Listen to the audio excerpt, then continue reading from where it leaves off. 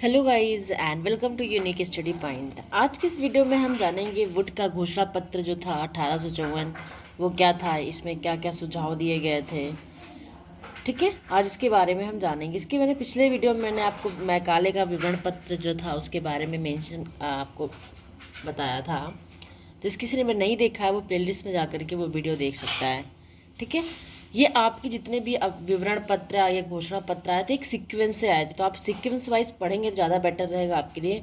जैसे आपको जो था 1813 का आज्ञा पत्र, फिर 1835 का मैकाले का विवरण पत्र, फिर 1854 का क्या है वुड का घोषणा पत्र। तो आप सीक्वेंस वाइज पढ़ेंगे तो ज़्यादा आपको स्टोरी समझ में आएगी, क्या कहा गया था, क्या चेंजमेंट हुए।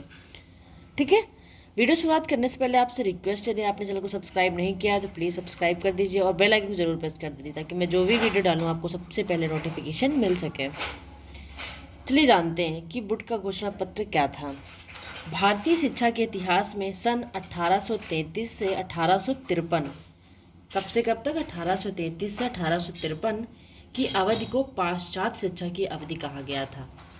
पाश्चात्य शिक्षा की अवधि का तात्पर्य ये मैंने एक वीडियो में आपको ऑलरेडी बता चुकी हूँ, पाश्चात्य और पाश्चात्यवादी क्या है, लेकिन मैं आपको फिर बता देती हूँ कि जो पाश्चात्यवादी जो जो लोग होते हैं, जो ये सिद्धांत को है, वो आधुनिक जीवन पर जीना पसंद करते हैं। ये लोग यानी कि मॉडर्न लाइफ जो होती है, ये प्राचीन परंपरा प्राचीन संस्कृति को नहीं मानते हैं, ये आधुनिक विचारों को मानते हैं। ठीक है,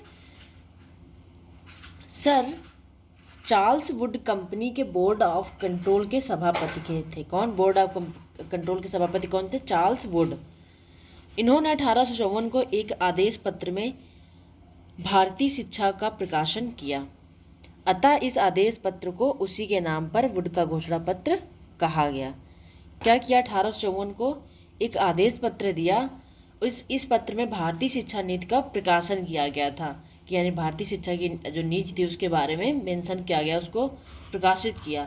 तब से ही इसका क्या नाम रख दिया गया? वुड का घोषणा पत्र। अब जानते हैं कि वुड के घोषणा पत्र में दिए गए सुझाव कौन कौन से थे। आदेश पत्र में भारतीय शिक्षा के 4 उद्देश्य निर्धारित किए गए थे। कौन कौन 4? ठीक है, पहला पॉइंट क्या था? 4 उद्देश्य निर्धारित किए थे। वो 4 उद्देश्य कौन कौन से, हम चलिए उसके बारे में जानते हैं।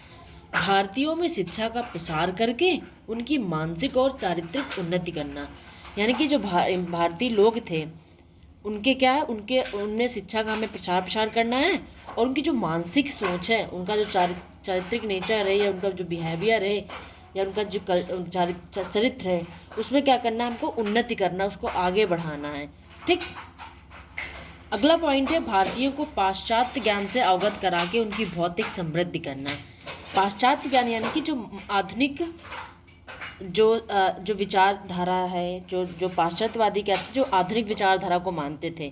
ठीक है, तो उस विचारधारा की उनको इन भारतीयों को अवगत कराना है, यानी उनको परिचित कराना है, और उनकी जो भौतिक समृद्धि है उसको क्या करना, भौतिक को समृद्धि करके उनको क्या आगे बढ़ाना है। ठीक है, अगला पॉइंट है भारतीयों को राजपथों के लिए सुयोग्य व्यक्ति बनाना। जो भारतीय जो इंडियन थे उनको क्या करना है, एक ऐसा व्यक्ति बनाना कि वो राजपथ के लिए क्या नियुक्त हो सके। अगला पॉइंट है भारतीयों को अपने देश को समृद्धशाली बनाने के लिए में सहायता देना। क्या है कि भारतीयों को अपने देश के लिए जो अपने देश को समृद्ध बनाने के लिए उनको क्या करना है, सहायता देने के लिए उनको सुयोग्य बनाना या निपुण बनाना है। अगला पॉइंट है आदेश पत्र में भारतीयों को उच्च शिक्षा प्रदान के लिए मद्रास, बम्बई और कलकत्ता में विश्वविद्यालय स्थापित करने की आज्ञा दी गई। कौन कौन से विश्वविद्यालय? मद्रास में, बम्बई और कलकत्ता में। ठीक है, इससे क्या शिक्षा व्यवस्था भारत की अच्छी हो सके। आदेश पत्र में जनसाधारण की शिक्षा का सिफारिश की गई। आदेश में क्या है, जनसाधारण की शिक्षा की सिफारिश की गई, यानी कि हर एक व्यक्ति तक शिक्षा पहुंच सके, इसके लिए क्या किया गया, उस पत्र में सिफारिश की गई। अगला पॉइंट है आदेश पत्र में यह निर्णय लिया गया कि संपूर्ण भारत में क्रमबद्ध शिक्षा संस्थानों की योजना को क्रियान्वित किया जाए। क्या किया कि जो पूरे भारत में एक जो शिक्षा व्यवस्था है वो एक क्या क्रमबद्ध हो, यानी कि ऐसे सीक्वेंस वाइज शिक्षा हो जिससे संस्थानों की क्या संस्थानों में एक क्रमबद्ध शिक्षा हो। इसके लिए क्या किए गए, कुछ कार्य किए गए, और ये पत्र में इसको क्या किया गया, मेंशन किया गया। आदेश पत्र में भवन निर्माण, छात्रवृत्तियों, पुस्तकालयों, अध्यापकों के वेतन आदि की अनुदान देने की प्रणाली की व्यवस्था की गई। क्या किया गया? आदेश में भवन निर्माण, छात्रवृत्तियों, पुस्तकालयों, प्रयोगशालाओं, अध्यापकों के वेतन आदि की व्यवस्था की गई। जो आदेश पत्र आया वुड का, उन्होंने उसमें क्या कहता है, छात्रवृत्ति की व्यवस्था की गई बच्चों को देने के लिए, भवन निर्माण के लिए की गई, पुस्तकालय जो लाइब्रेरी बनाने के लिए, प्रयोगशालाएं जो लैब्स होती हैं प्रैक्टिकल्स, अध्यापकों की वेतन आदि की व्यवस्था करने के लिए उसमें क्या किया गया, सिफारिश की गई, ये व्यवस्था की गई। अगला पॉइंट है स्त्री शिक्षा एवं मुस्लिम शिक्षा को बढ़ावा देने के लिए आदेश पत्र में सहायता अनुदान के लिए प्रणाली को क्या व्यवस्था की गई। स्त्री शिक्षा और कौन सी, मुस्लिम शिक्षा, यानी कि स्त्रियों की शिक्षा के लिए और मुस्लिम शिक्षा को बढ़ावा देने के लिए उस पत्र में यह सिफारिश की गई कि इनको भी शिक्षा का अधिकार है और इनको भी शिक्षा व्यवस्था प्रोवाइड कराई जाए। अगला पॉइंट है आदेश पत्र में इस बात पर भी बल दिया गया कि अंग्रेजी शिक्षा प्राप्त व्यक्तियों को सरकारी नौकरियां दी जाएं, क्योंकि मैकाले जो थे उन्होंने अंग्रेजी जो भाषा थी उसको बहुत अधिक पुरजोर समर्थन किया था।